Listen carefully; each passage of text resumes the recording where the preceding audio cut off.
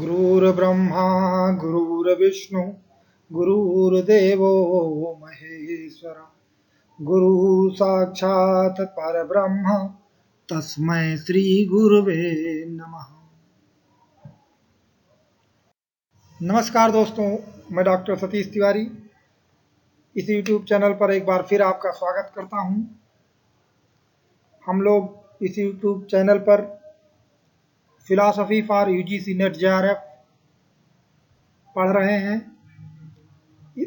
UGC द्वारा निर्धारित जो पाठ्यक्रम है उसकी पहली इकाई भारतीय दर्शन, प्राचीन भारतीय दर्शन देख रहे हैं, जिसमें हम लोग जैन दर्शन पढ़ रहे हैं।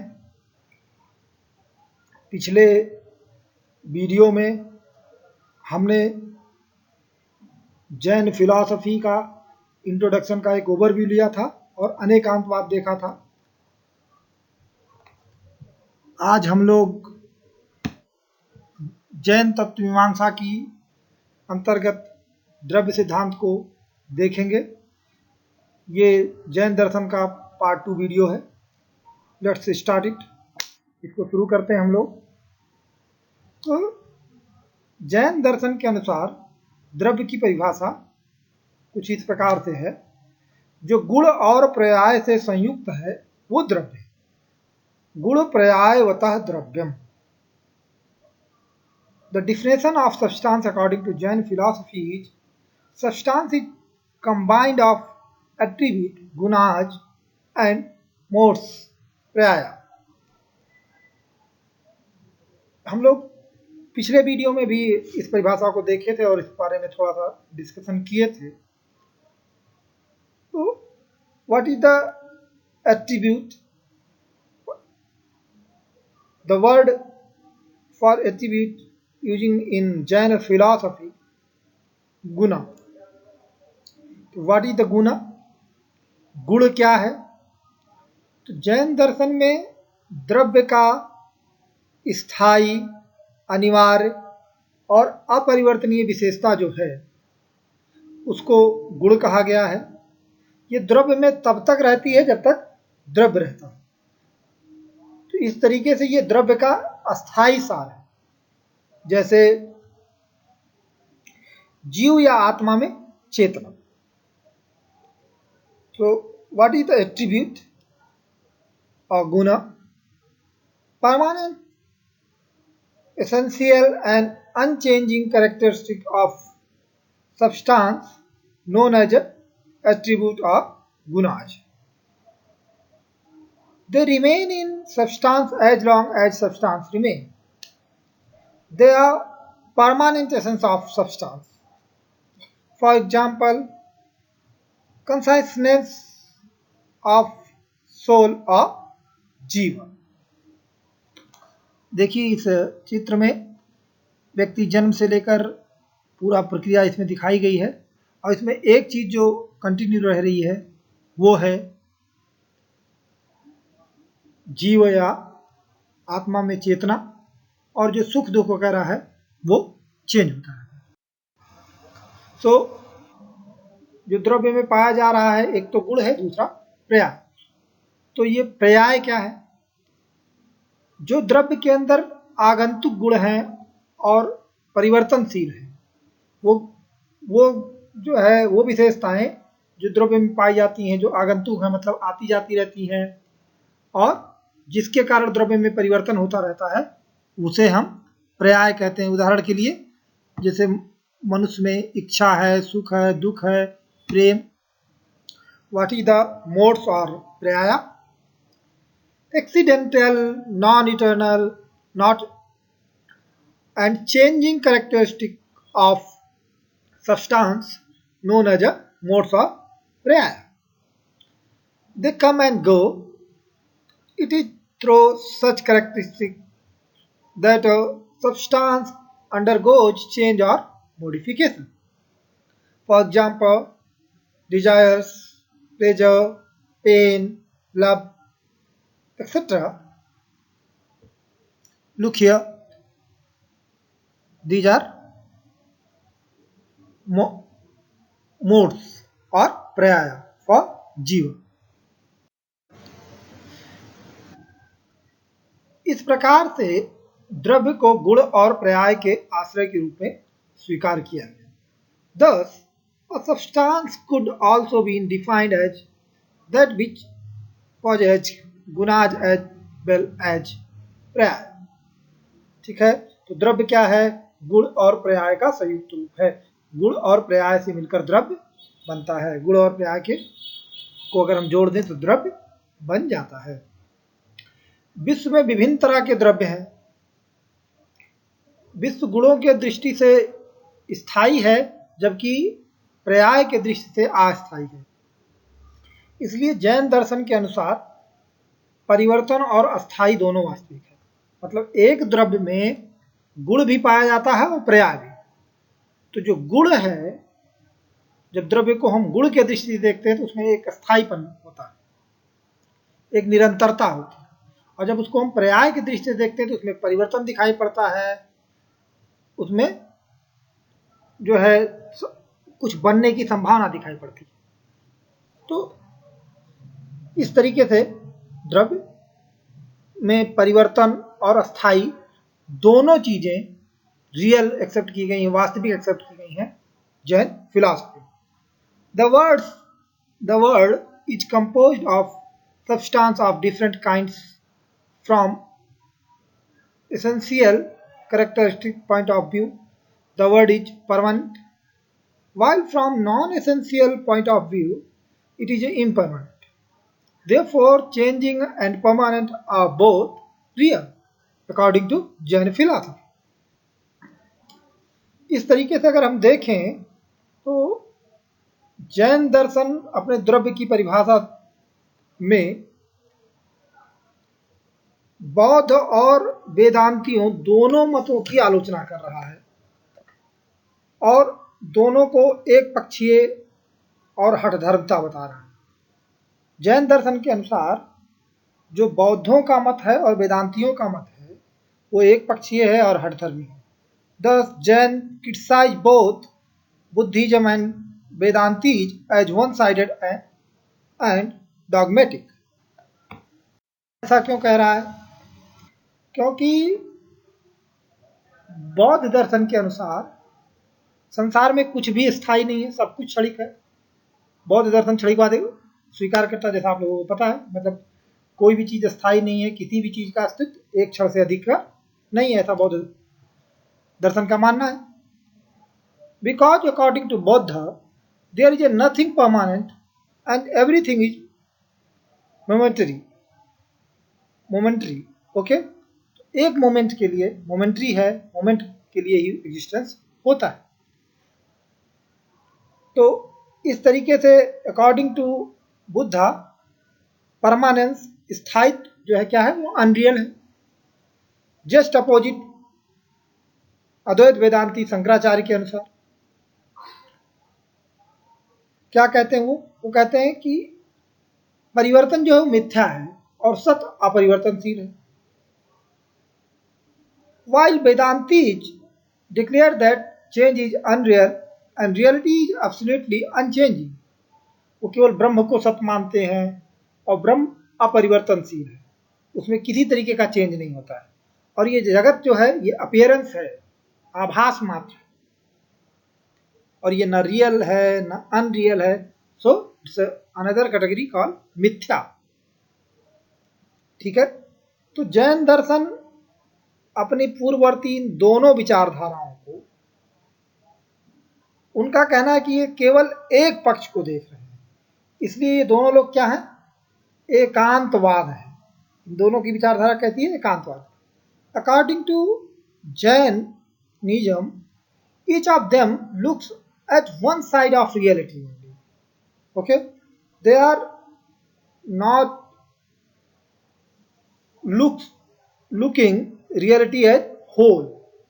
Okay, so according to Jain philosophy, what is the सत्ता? क्योंकि बौद्ध दर्शन के अनुसार सत्य क्या है, जो क्षणिक है वो सत्य है। ठीक है, और वेदांतियों के अनुसार, अद्वैत वेदांतियों के अनुसार जो अपरिवर्तनशील है, जिसमें किसी तरीके का चेंज नहीं हो रहा है, वो सत्य। जबकि जैन फिलॉसफी में जो लक्षण बताया गया है सत्य का, वो है जिसमें उत्पत्ति, क्षय और नित्यता, ये तीनों लक्षण विद्यमान होते हैं, वो सत्य है। According to Jainism, reality contain permanent origination and decline. तो ये तीनों लक्षण जिसमें हो वो रियल है, ठीक है। तो सत्य क्या है? जो जिसकी उत्पत्ति हो रही हो, जिसमें क्षय हो रहा हो, जिसमें नित्यता हो, वो क्या है? वो रियल है। तो इस तरीके से ये जैन की अपनी एक परिभाषा है, जिसमें बौद्धों और वेदांतों का खंडन किया।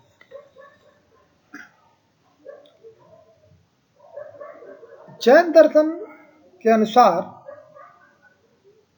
जो है वो द्रव्य जो है, जो उन्होंने एक्सेप्ट किया है, जिसमें गुण और पाए जाते हैं, उनको वो दो श्रेणियों में विभाजित करते हैं। एक श्रेणी है आस्तिकाय, दूसरी श्रेणी है नास्तिकाय। तो द्रव्य क्या है तो स्पष्ट हो चुका है। अब ये आस्तिकाय क्या होता है? तो आस्तिकाय जिसमें काया है, मतलब जिसमें विस्तार है, वो आस्तिकाय है। जो थोड़ा सा जिसमें विस्तार है, जिसमें एक तरीके से कहा जाए जो किसी स्थान पे है, तो वो आस्तिकाय आता है। नास्तिकाय मतलब जिसमें काया नहीं है, जिसमें विस्तार का अभाव होता है, वो नास्तिकाय है। जैन दर्शन में नास्तिकाय के रूप में केवल काल को स्वीकार किया गया, टाइम, ठीक है। तो जबकि आस्तिकाय को जैन दर्शन में फिर एक बार जीव और अजीव के रूप में डिवाइड किया जाता है। So basically substance divide within two category. One is astikaya and another is nastikaya. Nastikaya, only time is come under the category of nastikaya because time has no extension. Within the astikaya category there is another two type of division. First one is a jiva and another one is a ajiva. Okay, what is the jiva? Where consciousness found called jiva, where consciousness is not found called ajiva. जहां पर चेतना पाई जा रही है वो जीव है, जहां पर चेतना नहीं पाई जा रही है वो अजीव है। इसका भी आगे डिवीजन है, हम लोग आगे देखते हैं।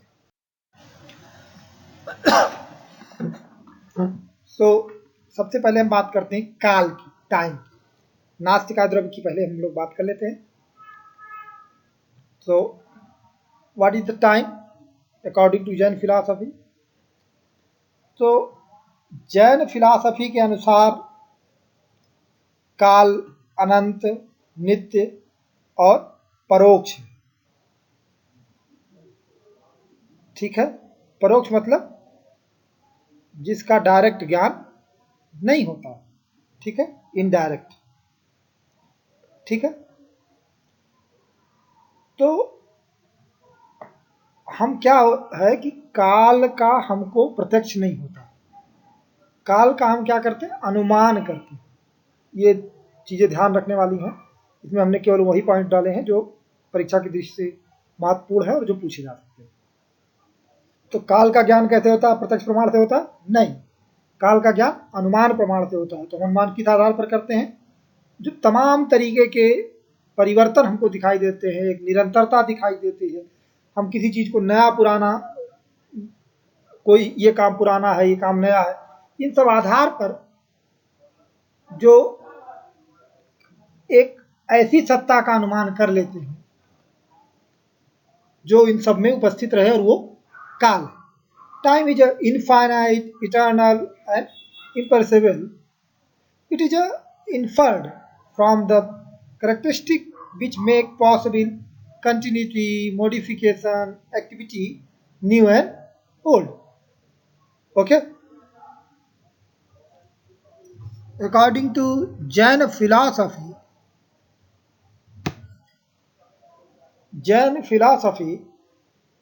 जैन काल को भी दो भागों में विभाजित करते हैं. Time has also distinguish between two category. एक है परमार्थिक काल, दूसरा है व्यवहारिक काल. One is a real time and another is empirical time. ठीक है. ये परमार्थिक काल का क्या मतलब है? परमार्थिक काल का मतलब ये है कि जो एक्सपीरियंस वर्ड है, अनुभव जगत है, वो इससे संबंधित नहीं है, इससे परे संबंधित है. और जो इससे परे वाला काल है वो अविभाज्य है, उसमें किसी तरीके का विभाजन नहीं हो सकता.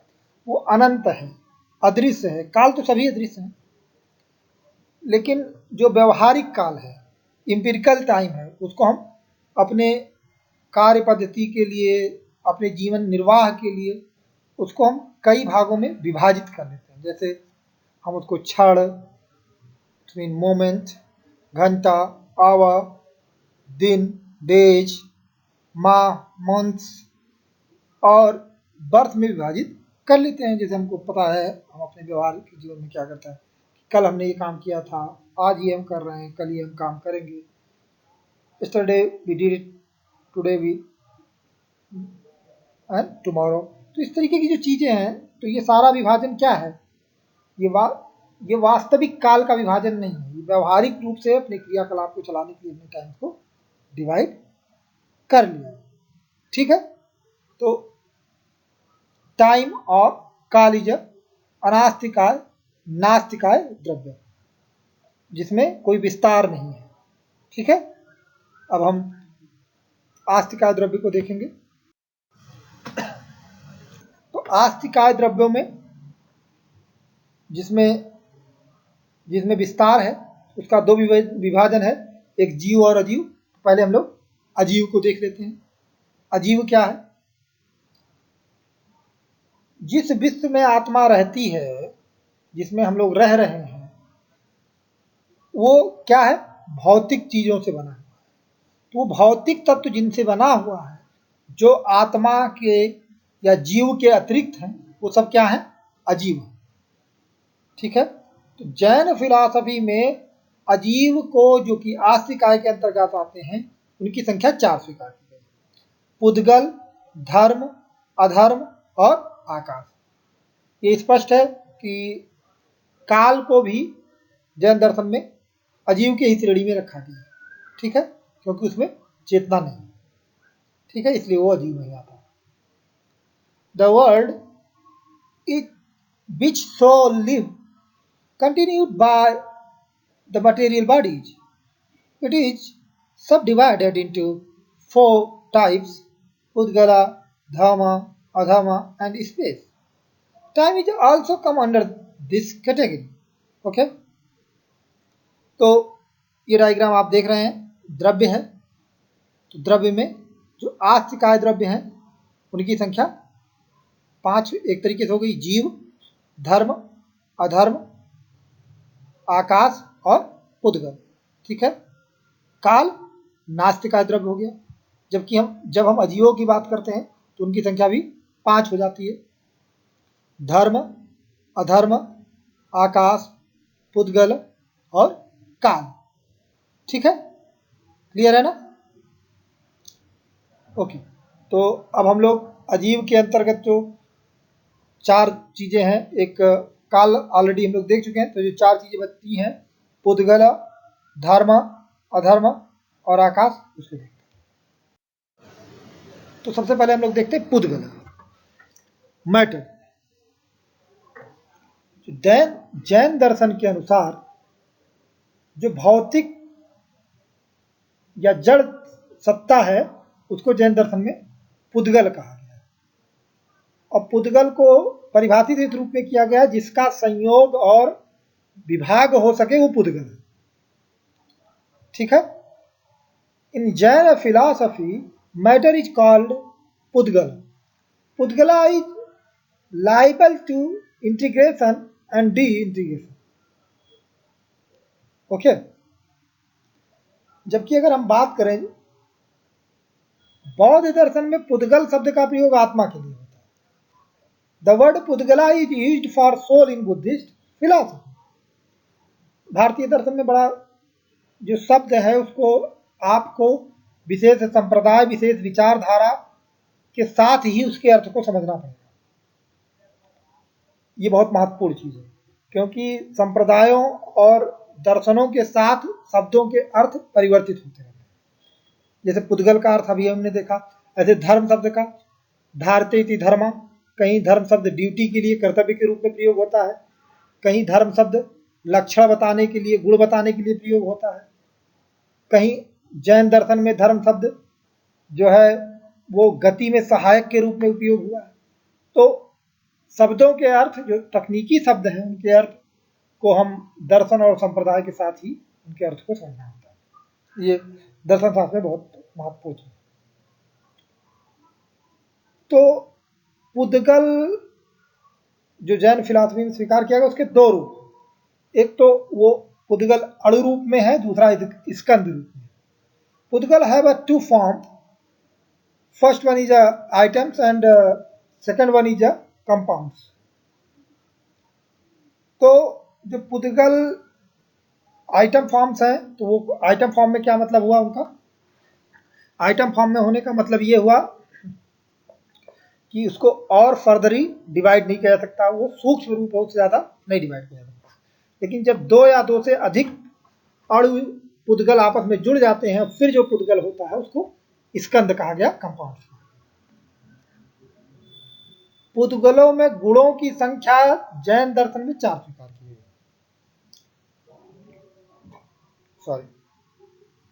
गई। स्पर्श, रस, गंध व रूप।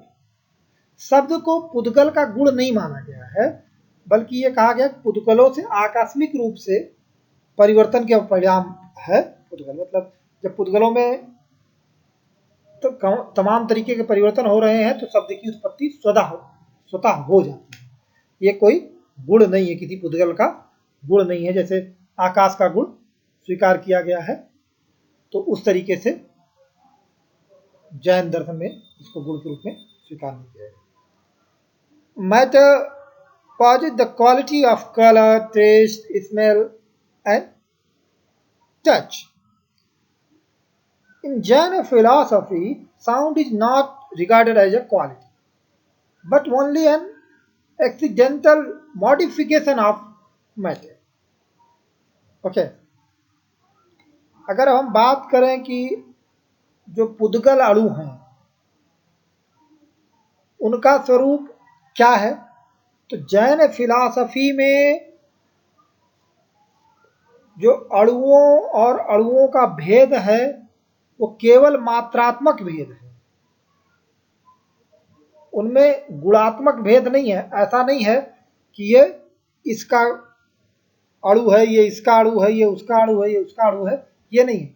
सारे गुण सारे अणुओं में पाए जा रहे हैं, चारों गुण सभी अणुओं में पाए जा रहे हैं। मतलब मान लो एक पुद्गल है तो उस पुद्गल में टच, स्मेल, कलर सब पाया जाएगा, दूसरे में भी पाया जाएगा। तो दोनों में अंतर कैसे होगा? ये क्वांटिटी के आधार पर, किसी में क्वांटिटी कम होगी और किसी में क्वांटिटी ज़्यादा होगी। जबकि वैशेषिक दर्शन की अगर हम बात करें तो वैशेषिक दर्शन का जो अणु है वो दोनों रूप में अंतर को स्वीकार करता है। अणुओं के मध्य जो है, दो अणुओं के मध्य गुणात्मक और मात्रात्मक दोनों भेद वैशेषिक दर्शन स्वीकार करता है। Jains accept only quantitative difference in the items, but Vaisheshiks accept both quantitative and qualitative difference in the items। स्पष्ट है कि जो वैशेषिक दर्शन है, ये सब पॉइंट्स हैं और इसको बिल्कुल याद करने वाली बात है। जो ना समझ में आए उसको आप कमेंट करके पूछ भी सकते हैं, ज़्यादा कुछ समझने वाली चीज़ नहीं है। रट्टा मारो, काम चलाओ, क्वेश्चन सीधे इसी तरीके से पूछा जाएगा। जैन दर्शन में पुद्गलों के अणु में गुणात्मक और मात्रात्मक दोनों भेद स्वीकार किया गया है। तो ये सही है या गलत है, इस तरीके से पूछा जाएगा, या कहा जाए, लिख दिया जाएगा कि गुणात्मक भेद स्वीकार किया गया। तो ये सब पता है। ये पॉइंट्स केवल रटने वाले हैं, सब समझ भी लीजिए और रट भी लीजिए। जैन दर्शन में अणुओं को नित्य स्वीकार किया गया है, जबकि जो हीनयानी बौद्ध है उसमें अणुओं को अनित्य स्वीकार किया गया है। ठीक है, तो ये भी एक पॉइंट है जिसको आपको पता होना चाहिए, इसमें समझने जैसी चीज नहीं है। मतलब जो अणु है वो अनित्य है, क्योंकि ये क्षणिकवाद स्वीकार करते हैं। अगर नित्य स्वीकार कर लेंगे तो कुछ हो जाएगा जो परमानेंट रहेगा, तो कुछ भी उनके यहाँ परमानेंट नहीं स्वीकार किया गया, तो अणु भी, आइटम्स भी परमानेंट नहीं। According to Jain philosophy items are eternal, while Hinayana Buddhist has accepted the item are eternal, non-eternal. Sorry, यहाँ पे eternal word यूज हो गया, ये non eternal होगा, ये गलती हो गई, टाइपिंग मिस्टेक है। तो पुद्गलों का ज्ञान प्रत्यक्ष द्वारा नहीं स्वीकार किया गया है, अनुमान द्वारा होता है। Matter is known by influence, not by perception. ठीक है, तो अब हम बात करते हैं दूसरे आस्तिकाय अजीव की। पहला था पुद्गल, उसकी हम लोगों ने चर्चा कर ली। इतनी महत्वपूर्ण चीजें हैं, और फिर भी अगर कुछ समझ में नहीं आता तो आप हमसे पूछ सकते हैं, बस इतना महत्वपूर्ण चीज था। अब दूसरा जो आस्तिकाय अजीव में कैटेगरी है वो आकाश है, स्पेस। आकाश क्या है? आकाश होता है जो सभी आस्तिकाय द्रव्यों के लिए स्थान प्रदान करता है। आकाश के कारण ही सभी आस्तिकाय द्रव्यों में विस्तार पाया जाता है। आकाश का कोई खुद का विस्तार नहीं होता है, बल्कि वो सारे विस्तारों का आधार है। So space is function to afford room for the existence of all extended substance. Space itself is not extension, but it is the locus of extension.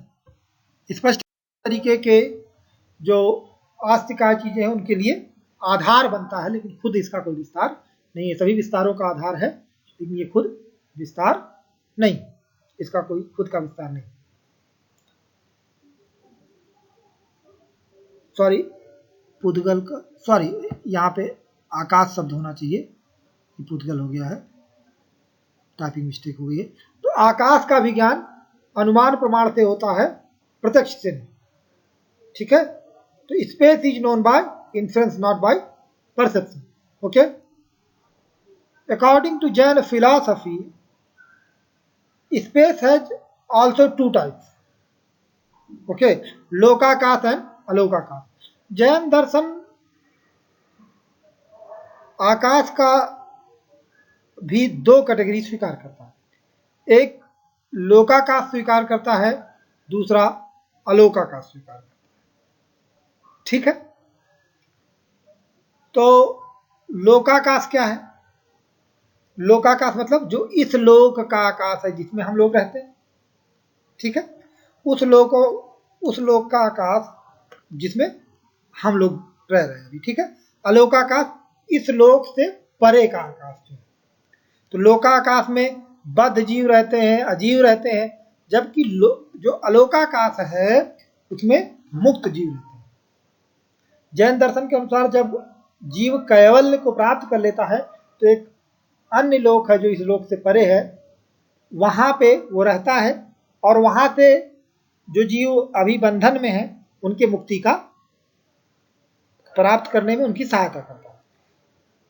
The space containing the world where soul and other substance live is known as a lokakash, while liberated soul lived in alokakash. Okay, alokakash is a empty space beyond such world. Okay, हम लोग बात करते हैं धर्म और अधर्म की, जो कि आस्तिकाय का तीसरा और चौथा अजीव। तो ये धर्म और अधर्म क्या होता है क्रमशः ही जान लीजिए। धर्म वह है जो गति में सहायक हो और अधर्म वह है जो गति में बाधक। यहाँ धर्म और अधर्म शब्द संस्कृत शब्द भाषा में प्रयोग होने वाले धर्म और अधर्म के दोनों अर्थों से पृथक है। जैसा अभी हम थोड़ी देर पहले बता रहे थे आपको कि धर्म का एक अर्थ होता है कर्तव्य, एक अर्थ गुण और विशेषता के रूप में होता है। यहाँ धर्म उस अर्थ में प्रयोग नहीं हुआ। यहाँ पे धर्म किसी की गति में सहायक के रूप में और अधर्म को गति के बाधक के रूप में प्रयोग किया जाता है। जैसे ये उदाहरण ये दिया जाता है कि मछली के लिए जल जो है धर्म है, जबकि वायु क्या हो जाएगा, अधर्म हो जाएगा। उसी तरीके से पंछी के लिए जल क्या हो जाएगा, अधर्म हो जाएगा, जबकि वायु क्या हो जाएगा, धर्म हो जाएगा। ठीक। अब जैसे मान लो कोई पथिक जा रहा है और उसको वृक्ष की छाया मिल गई तो वो सो जाएगा, गति रुक जाएगी, तो ये उसके लिए अधर्म हो जाएगा। ये देखिए चित्र में कि ये भाई साहब आराम से जा रहे थे लेकिन वृक्ष की छाया मिल गई और बिछा के सो।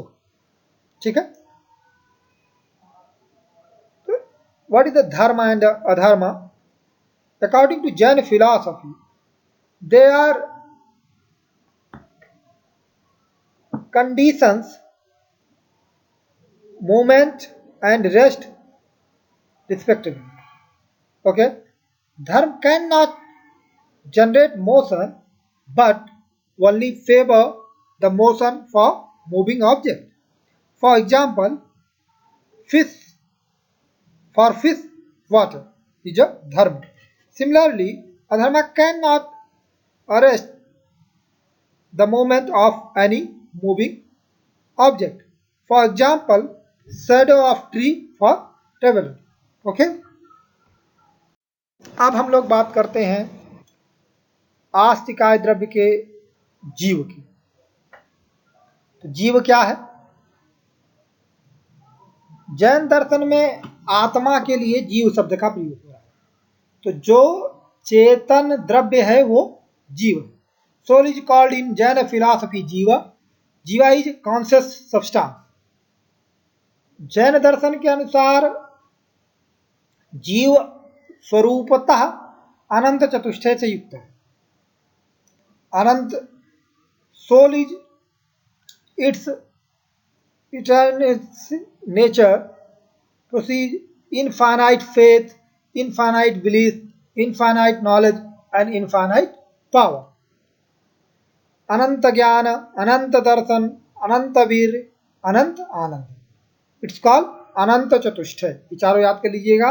ये चारों पूछा जाता है कि इसमें से कौन सा अनंत चतुष्टय का भाग है, कौन सा नहीं। तो ये जीव का मूल रूप जो है स्वरूप है और ये जीव के साथ हमेशा रहता ही। ठीक है।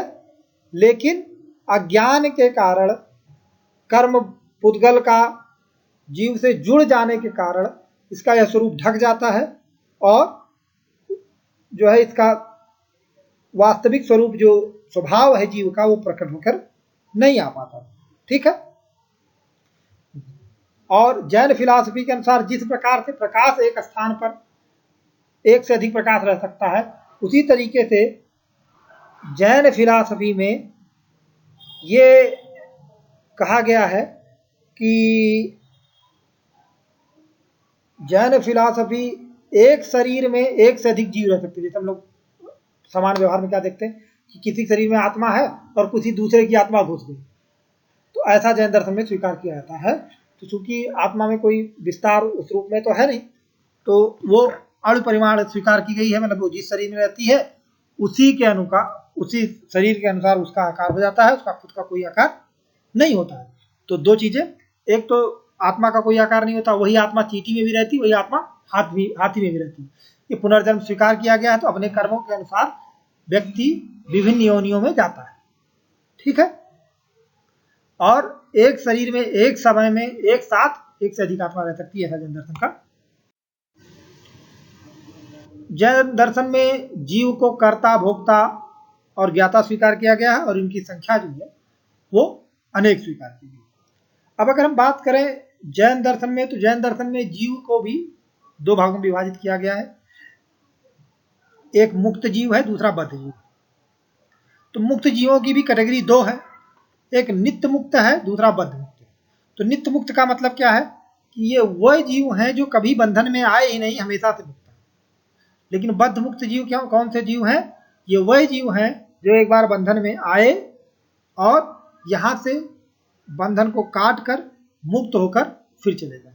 बद्ध जीव के अंदर संसार के सारे संसारी जीव आते हैं जो सभी अभी बद्ध है। ठीक है, तो मुक्त जीवा एंड बद्ध जीवा। तो मुक्त जीवा कौन है? जो कैवल्य की अवस्था में ही है, उन्हें हम मुक्त जीव कह रहे हैं। और मुक्त जीव की भी दो स्थिति होगी, जिसका हम अभी बताया हमने। बद्ध जीव क्या है? जो इस संसार में है, अर्थात कि कर्म पुद्गल से संयुक्त है। Those who live in this world and join with the कर्म पुद्गला are called bonded soul। ठीक है, अब जो बद्ध जीव हैं, जो बॉन्डेड सोल है, वो भी दो भागों में डिवाइड किए जाते हैं, स्थावर और त्रास। Sthavara translated as a immobile and tras translated as a mobile. ठीक है, मतलब स्थावर मतलब जो जिनमें गति नहीं है, जो स्थिर रहते हैं। त्रास मतलब जो चलते रहे। ये देखिए, इस ग्राफ को देखिए, जीव दो तरीके का है, एक मुक्त एक संसारी। संसारी में दो तरीके हो गए, एक त्रस और एक स्थावर। तो जो त्रस हैं वो 2 इंद्रिय, 3 इंद्रिय, 4 इंद्रिय और 5 इंद्रिय वाले जीव हैं। ठीक है, अभी इसको हम आगे और डिस्कस करते हैं। तो स्थावर में ये जीव हैं पृथ्वी, जल, अग्नि, वायु, वनस्पति। ठीक है, वनस्पतियों में भी प्रत्येक वनस्पति और साधारण वनस्पति। तो इस तरीके की जो है ये डिवीजन है, इसको देख लीजिएगा। अब हम बात करते हैं कि जीव की क्या स्थिति है। तो जो एक इंद्रिय जीव है, वन सेंसड जो जीव है, वो स्थावर की श्रेणी में आता है, जैसे वृक्ष दिखाया हुआ है। ठीक है, तो इसमें 4 तरीके की वेलोसिटी है। ठीक है, जैसे ये इनमें जो त्वच स्पर्श है वो पाया जाता है, सेंस ऑर्गन ऑफ टच है। Strength to body and energy, इनमें शरीर होती है, देह होती है, ऊर्जा होती है, इसकी क्षमता होती है। इनमें ये क्षमता होती है कि अपनी आप को आगे बढ़ा सके, रिप्रोडक्शन करते हैं, और इनका एक जीवन काल होता है। तो ये 4 गुण इसमें पाए जाते हैं। इसके अलावा जो 2 इंद्रिय जीव हैं उनमें 6 गुण पाए जा रहे हैं। इन चारों के अतिरिक्त एक स्वाद, सेंस ऑफ टेस्ट भी पाया जाता है, और जो है वाक इंद्रिय भी पाई जाती है, बोलने की क्षमता भी इनमें होती है। और जो 3 इंद्रिय जीव हैं उनमें 7 गुण पाए जाते हैं। इन 6 के अतिरिक्त एक स्मेल जो है, गंध की जो क्षमता होती है, वो भी इनमें पाई जाती है। इसके अलावा जो जिनमें 4 इंद्रिय है उनमें 8 गुण है। एक सेंस ऑफ साइट, ठीक है, ये भी पाया जाता है।